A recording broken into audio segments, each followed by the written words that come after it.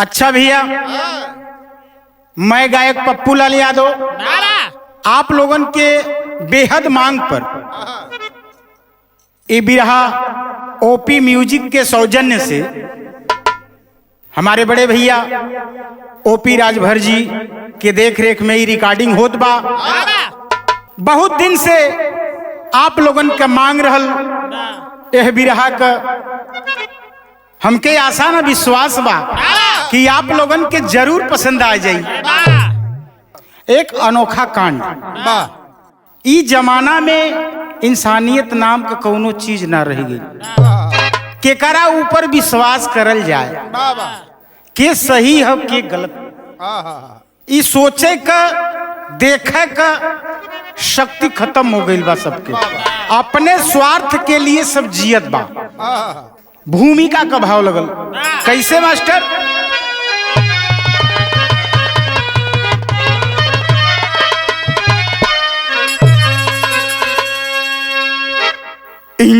इंसानियत का जनाजा उठा कर जाइल जमाना ये करता दफन है। सिसकती धरारो रागम से अंबरी, कयामत को लखया भरिता कफन है। स्वार्थ में अंधी हुई सारी दुनिया, पहचान कोई न अपना बेगाना। फूलों की चाहत और कांटों की खेती, कहीं परी निगाहें कहीं परी निशाना।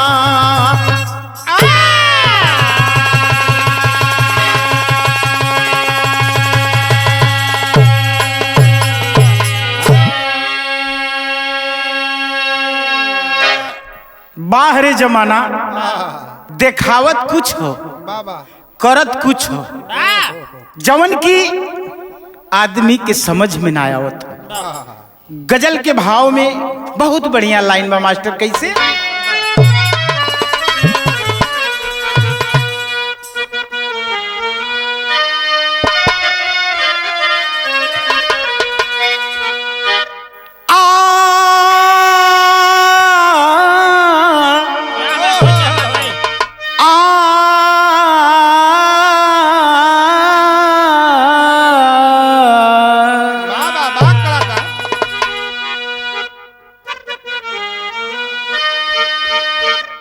तो जो अपनी खुशी से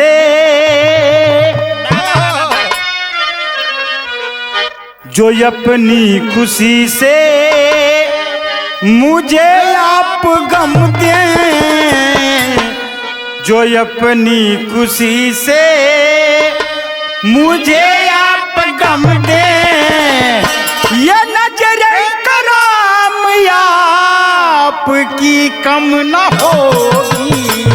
जो अपनी खुशी से मुझे आप गम दे, अपनी खुशी से मुझे आप गम दे, जाओ जो अपनी खुशी से।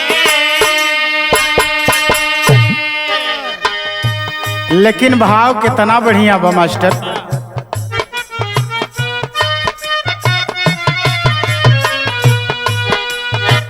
जला करके ज्वाला,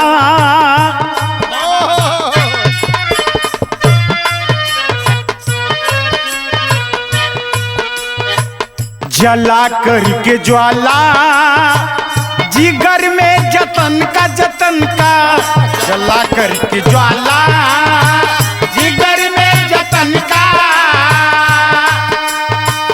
अगर घर का घर जलाते रहोगे, जला करके ज्वाला, जिगर में जतन का है।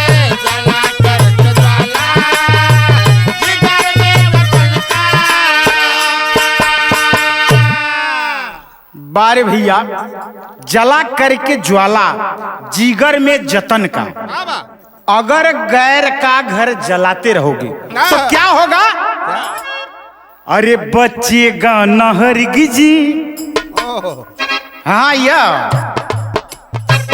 बचेगा न हरगिजी, बचेगा न हरगिजी, न से मन तुम्हारा बचेगा न हरगिजी, न से मन तुम्हारा बचेगा न हरगिजी, न से मन तुम्हारा।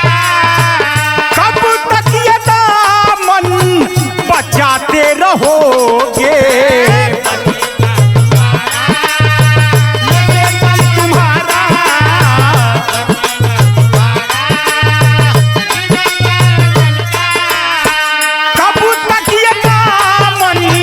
बचाते रहोगे।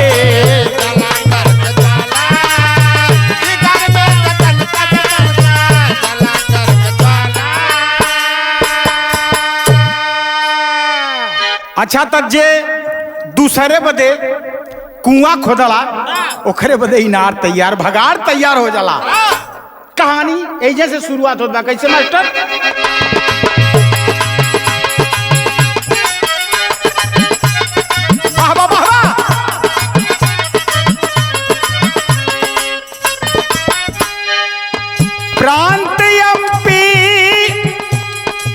प्रांत एमपी की सुनिए घटना एक संगीन हुई।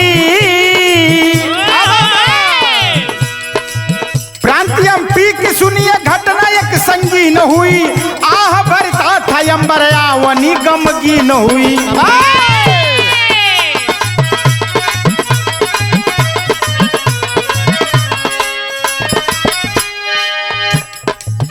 मध्य प्रदेश जेके एमपी कहल जाला।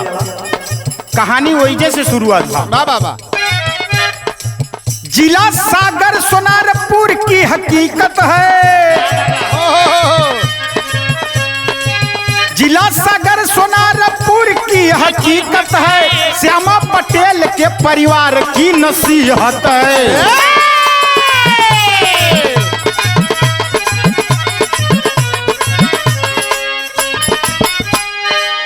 विवेकानंद और श्यामा सहोदर भाई थे। विवेकानंद और श्यामा सहोदर भाई थे। बलराम विवेक तो श्यामा भी गधाई थे।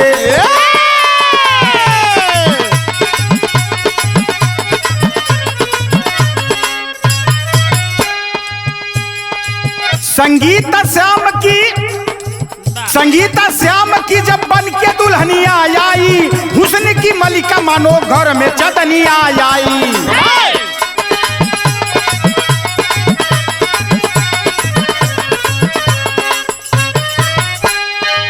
बिता 10 साल न गोदी में ललनवा भइले। पुत्र की चाह में घरवा में तूफानवा भइले।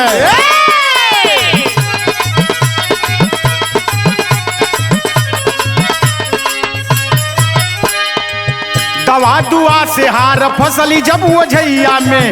दवा दुआ से हार फसली जब वो झैया में। दवा दुआ से हार फसली जब वो झैया में। वही से चूक भइल जीवन की कमैया में।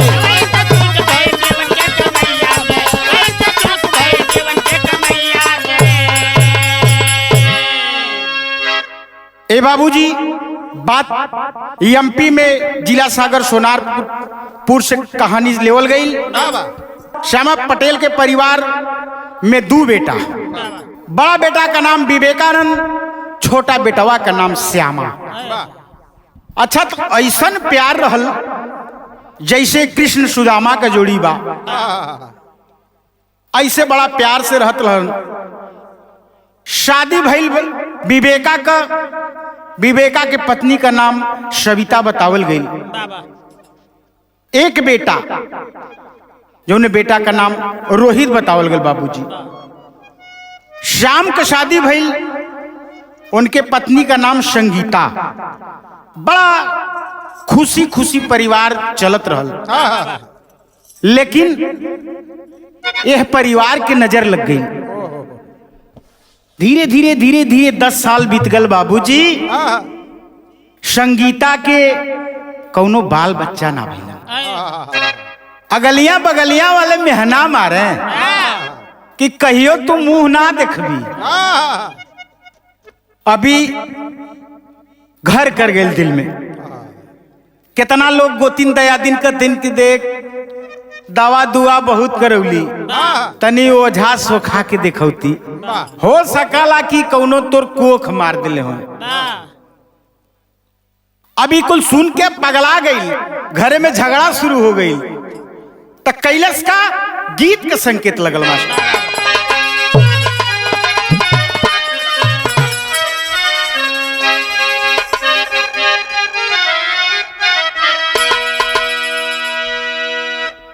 अच्छा तो इहो गीत है बाप कि रोज कमाए और मेहरुआ नाराज रहे कि तोहरे कमाई में आग काहे न लग जाता। बजर पड़ जा। जब हम धोती पहनले तो हमके साया ना अटक। ऐसन कमाई तोहरे के लिए का फायदा। कैसे कथो? अरे अगिला गहे सैया तोहरी नौकरिया ये गोटी कुला बिना तोरा सवला जिया रामोर ये गोटी कुला बिना।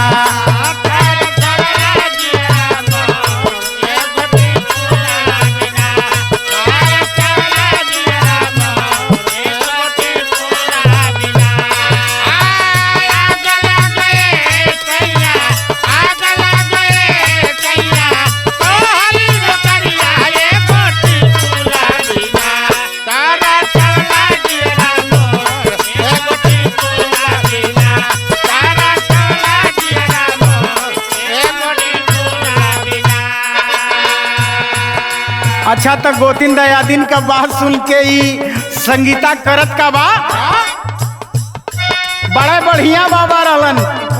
और बाबा के यहाँ जाके आया अपने दिल का बात सुनाओ थे बाबा से। कैसे? मोहरे लेके सुनी लागे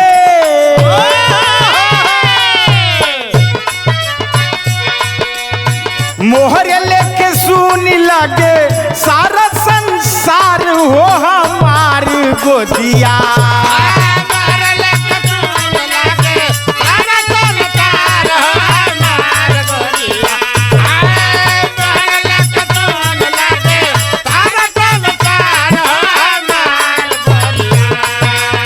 मोहरे लेके सुनी लागे सारा संसार हो हमार गोदिया।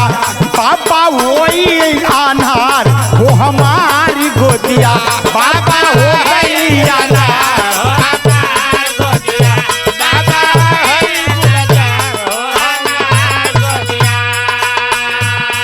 कौनो उपाय लगावा। बड़ा दिमाग खराब हो। ओझा कर ओझाई ओझा कर ओझाई दिहल आगिया लगाई। बाबा बाबा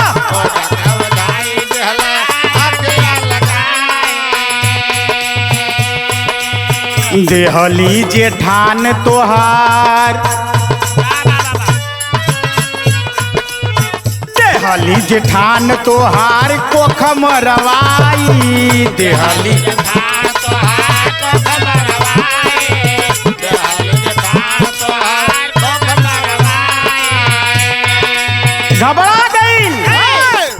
घबरा गई कल ऐसन के कर सकला। बाबा का न पगली ऐसन करे वालन का कमी ना हो। तोहरे घरवे में हो कली ऐसन काहे करिया कहे बतावत थी। धनवा करनवा कैली धनवा करनवा कैली धोखावा के मार हो हमार गोदिया।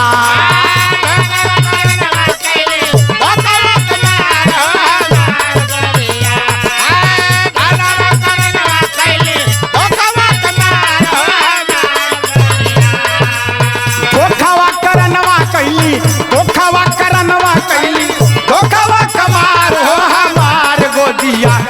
कैसे होई गुलजार हो हमारी गोदिया।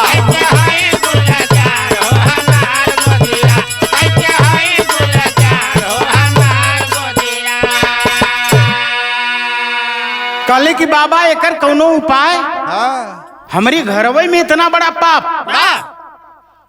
कहले कि आजकल सोचे के ना हो, तू बढ़िया काहे पहन ले हुआ, हमारे ना एटत है तुहार हम फाड़ दे, इहो तू जानला।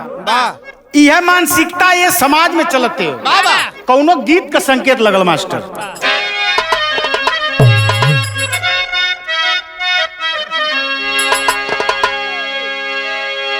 अरे जब से सिपाही से, अरे जब से सिपाही से, अरे भैया थानेदार हो न दुनिया पर गोली मारे, न दुनिया पर गोली मारे, सैया हमार हो न दुनिया पर।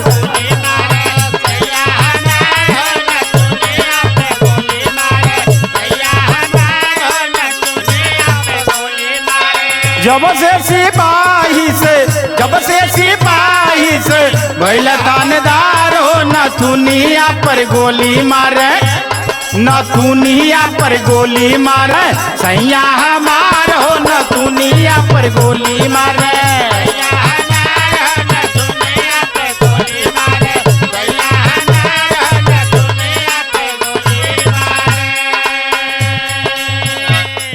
लेकिन रोते संगीता कैसे रोते, रोवे संगीता बोहे, रोवे संगीता बोहे, असुआ कदार हो वीरान कबले रही है बाबा। हे बाबा वीरान कबले रही है बाबा, गोदिया हमार हो वीरान कबले रही है बाबा।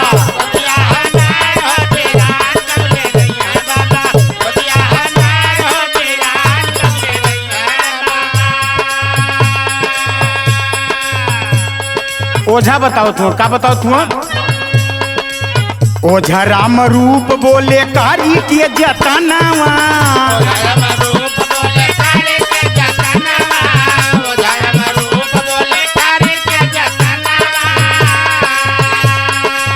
अंगना के बीचे,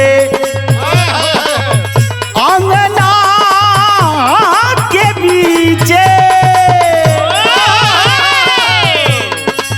अंगना के बीचे, अंगना के बीचे बोली कर एक लला नावा, अंगना के बीचे बोली कर एक लला नावा, अंगना के बीचे बोली कर एक लला नावा। ए जीव मांगत है जीव, एके जीव दा, बहुत जल्दी उजियार हो जाए। कैसे? तब होई गोदिया, तब होई गोदिया तो हर गुलजार हो वीरान कबले रही है बाबा, वीरान कबले रही है बाबा, गोदिया हमार हो वीरान कबले रही है बाबा।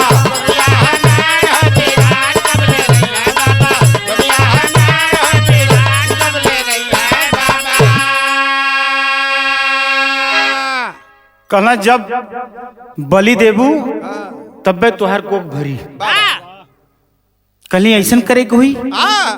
कला हाँ टेरी में बताओ कि परल मास्टर।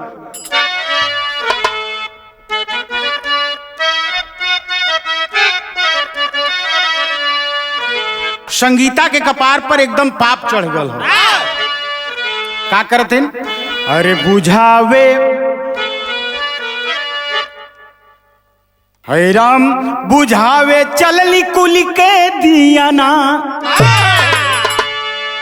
अरे बुझावे चलनी कुल के, बुझावे चलनी कुल का दिया ना, पापी रच रच के पूजा का थाल सजावे, यार सजावे, यार सजावे, बुझावे चलनी कुल के दिया ना, पापी रच रच पूजा के फूल सजावे।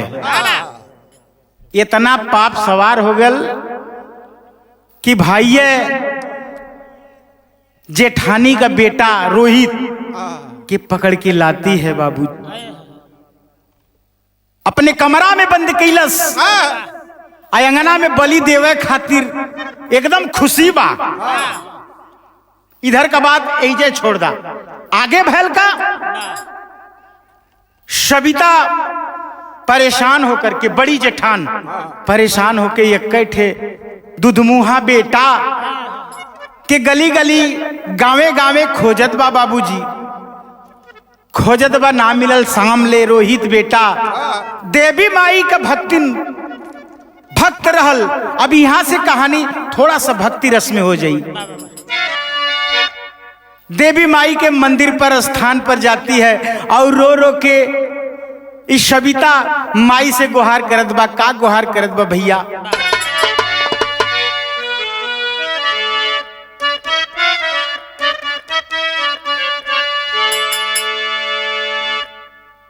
अरे बुझी जई है अचरा के,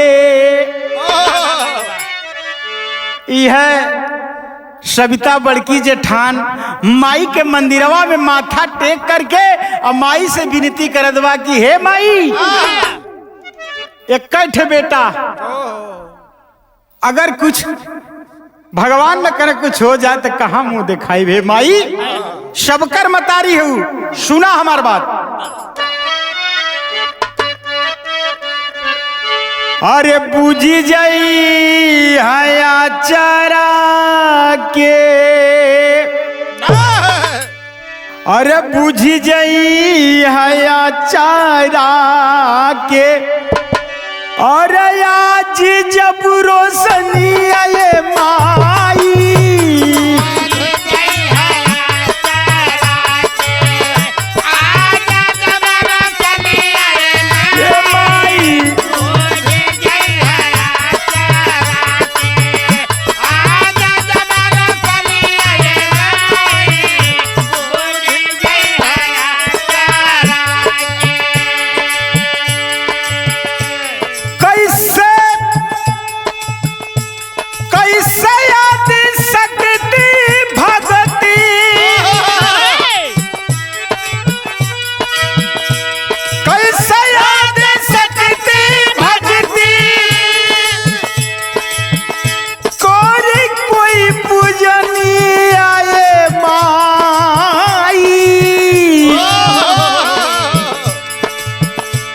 बुझी जई है चारा के, आज जब रोशनी आए माई,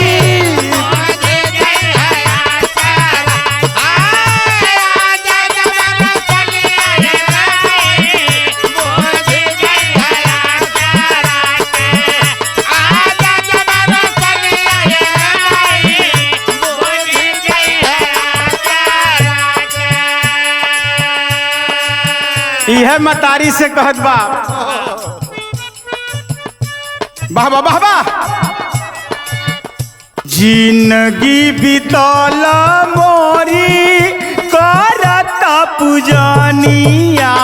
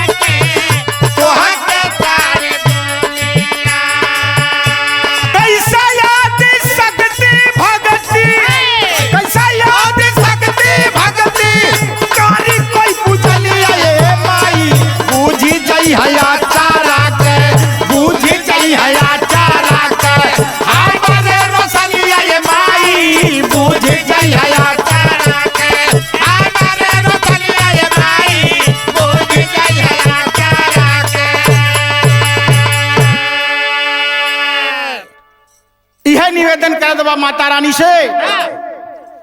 लेकिन माता रानी सुन लेनी भैल का, इधर का बात ऐजे छोड़ दा। अब तैयारी करत बा वहां बेटा का बलि देवे खातिर। एकदम गड़ासा लेकर के फूल माला लेकर के थाली में सजा करके वो ओझा या वो संगीता अंगना में बैठ के जैसा ही बलि देवे जाथिन तो भैल का गीत लगल।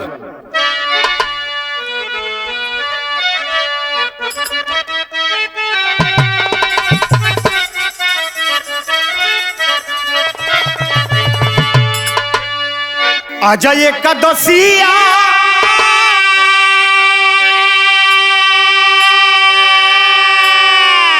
अरे बिहाने दू दसिया तेरसिया के ना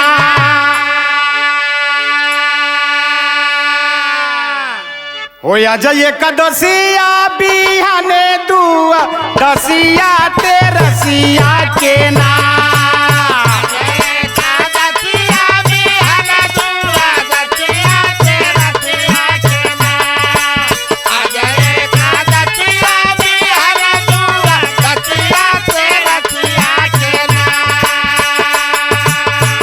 सैया मोर मांगे लगवनवा तेरसिया के ना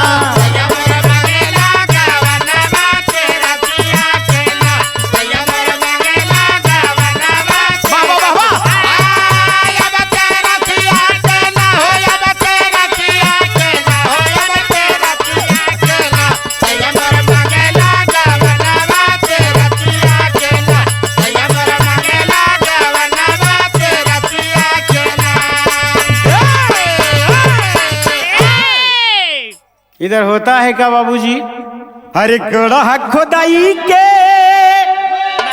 अरे करली हवा नवा अंगनवा में ना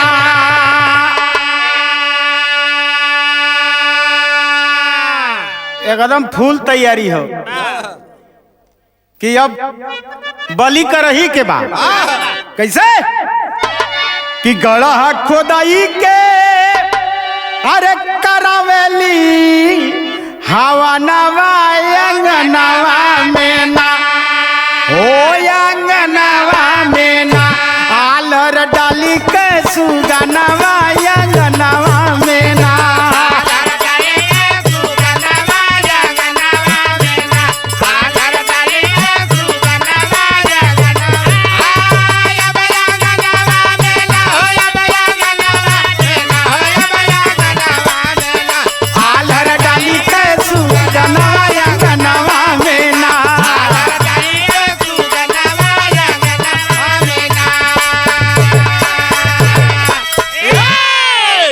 संगीता लेकर के थाल सजा करके गड़ासा लेकर के माला फूल लेकर के एकदम तैयार हो रहते खातिर लेकिन भैल का अरे धूप दीप घिउआ का करली पूजा नावा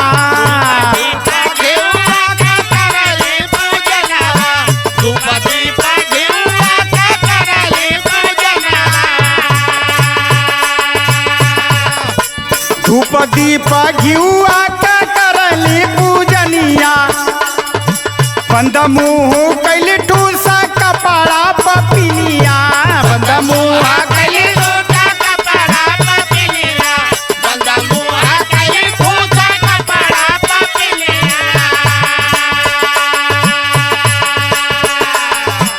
अखिया में अजुबर के बोलल बा सुगनवा अंगनवा में ना हे बाबूजी वो बेटा जौने समय पापिन मुँहे में कपड़ा ठूस करके अब बलि देवे के कोशिश करत बा वो समय वो बेटा कैसे बोले के कोशिश करत बा अरे अखिया में आंसू भर के अरे बोलल बा सुगनवा अंगनवा में ना अरे हो अंगनवा में ना कि माई मोरी मारा मती जानवा अंगनवा में ना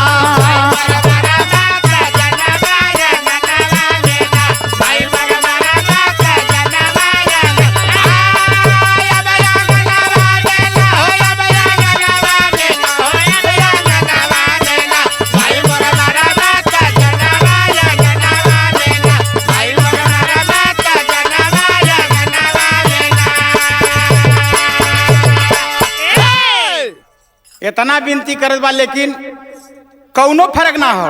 दूसरी लाइन में फिर बेटा कहत बा,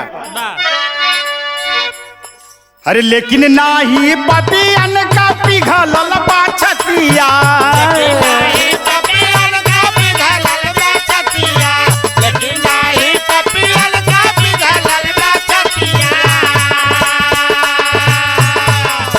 लेई के काटर चलली कटदार दनिया,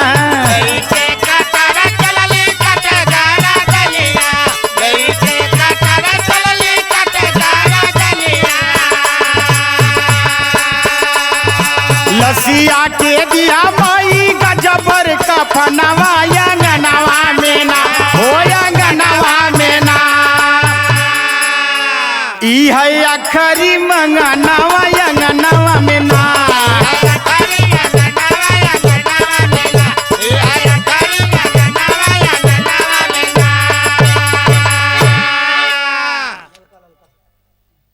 अच्छा बाबूजी कहानी समझ लें। बतावल गई इतना बेटा रोत बा कल्पत बा, लेकिन वो पापिन के निर्दयी रहल, कसाई से भी बढ़ के रहल, कौनो फर्क ना बा। वहां तो के लौकत बा कि एकर बलि देव तो हमरे बेटा पैदा हो जाई। तो भैल का पहपट में भाव लगल मास्टर,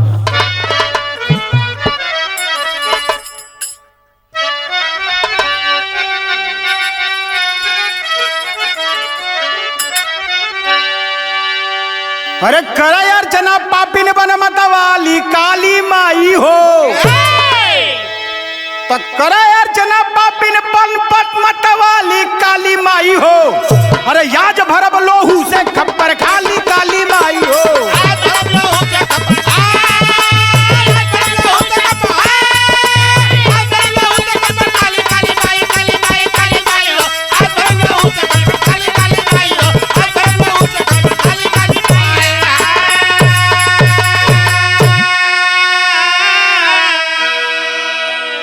अरे पटक के रोहित के सीने पर पापिन हुई सवार हो, प्रकट हो गया सर पे अचानक किया गजब फुबकार हो। अरे तुरंत हाथ से छूट के गिरल भुजाली काली माई हो। अरे या जब करी समा कैलू मई हर वाली काली माई हो,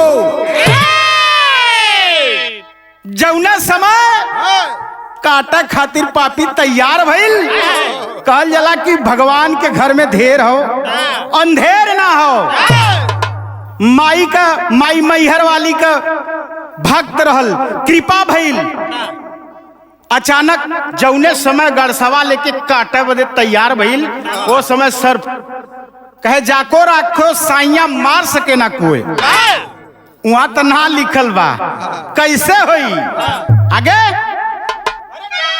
दशा सर्प संगीता को, दशा सर्प संगीता को मूर्छित तो हो गिरल जमीनिया हो। अरे टूट पड़ी वो झाग के ऊपर और फौरन डसी नगिनिया हो। अरे स्वर मचावे दोनों हाली हाली काली माई हो, और यजब करिश्मा कैलू मैहर वाली काली माई हो।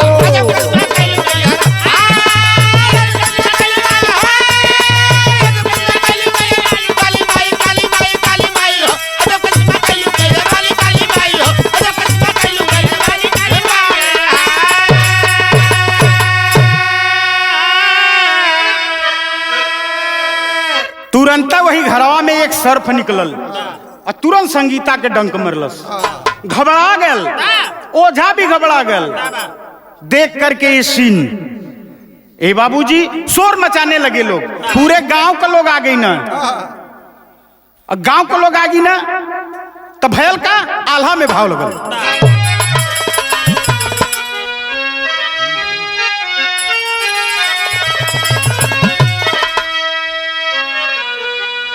अरे ममता से पिघले तो ममता से पिघले, अरे पसाड़ कही अरवा बाबू।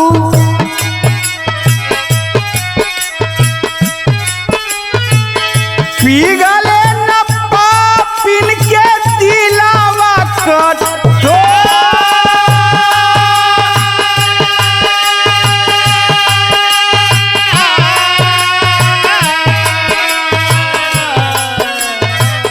दुनिया में वो कर केहू बनल का बिगाड़िए भैया।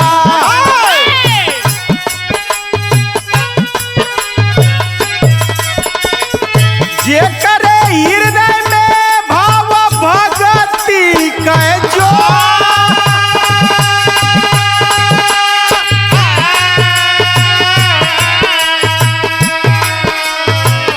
दूसरे के गोतिया के बुझाई के दियनवा भैया।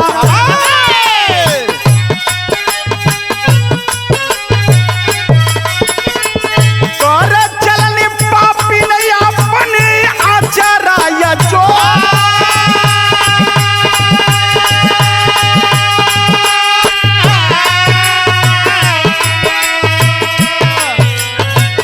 एक और पापी न पे होश होई गईली भैया।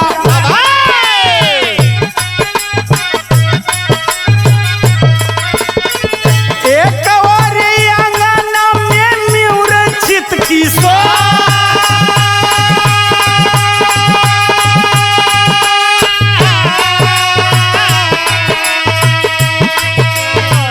धीरे धीरे छूटी गईल कौआ के लोगवा बाबू। तोड़ी दरवाजा सुने आंगन में सो।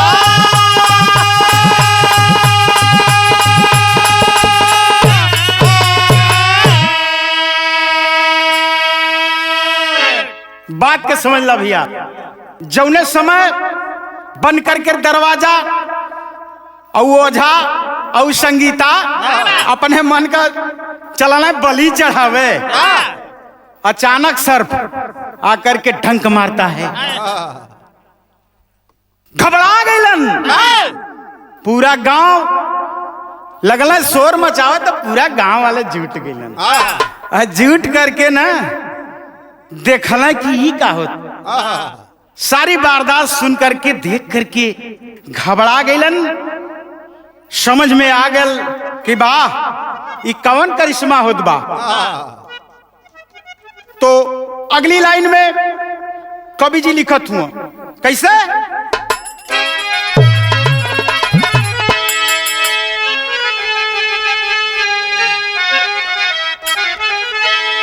कहा नाम है संदेश है एक ठो हमारा। कैसे। अरे आज भरत के बदली विभीषण के पगड़ी।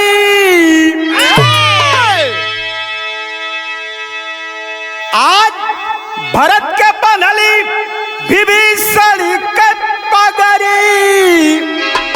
तब मरी है बच्चर का म्याहनवा हो सारी नगारी।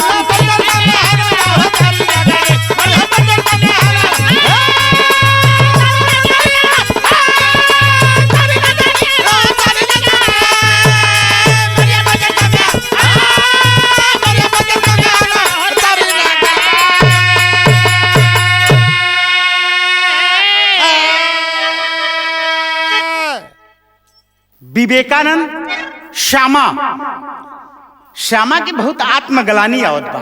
अरे वाह वाह रे पापिन। अरे हमारे भाई भाई भाई में तो कुछ भइबे ना कयल, लेकिन तोहरे पर बड़ी शर्म आवत बा का। अरे समझाती सविता भाभी सब करवाता संजोग। अरे चैन नहीं श्यामा के दिल में अरे लिया रमाई जोग।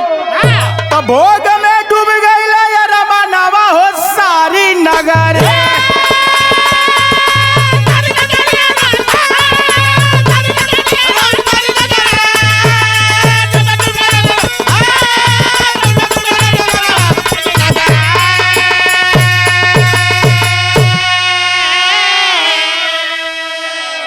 बड़की भौजैया कहत बा है श्यामा।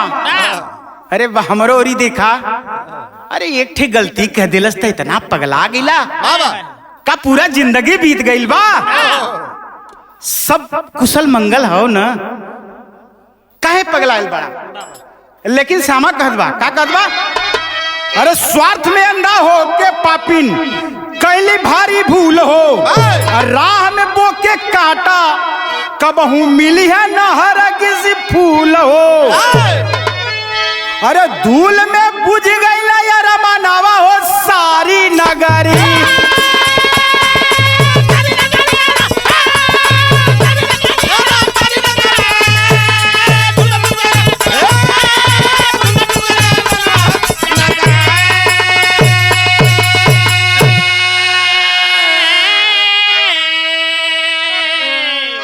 इतना समझौले के बाद भी श्यामा जोग रमा लेलस। तो यही से कहल जाला स्वार्थ में अंधा हो करके कौनो काम न करे के चाहिए। जवन ये समाज के नीक लगे, जवन सबके अच्छा लगे, जहां तक अपन पूरा प्रयास करके वो के बचावे का कोशिश करे, उनके बढ़ावे के कोशिश करे, भले वो करे बदे कौनो सहयोग अपन चाहे दे दे भैया। ये हमारे बिरहा का शीर्षक, यही से हमार बिरहा समाप्त होत बा। गुरु घराने का परिचय लगल कैसे मास्टर। गुरु बिहारी गुरु गणेश करते हैं करुण कहानी। रामलाल गुरु कवि चंद्र का बहे नयन से पानी।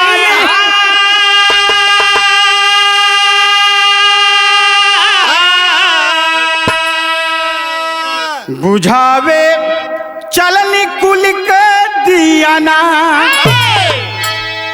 अनपढ़ पप्पू लाल सतगुरु से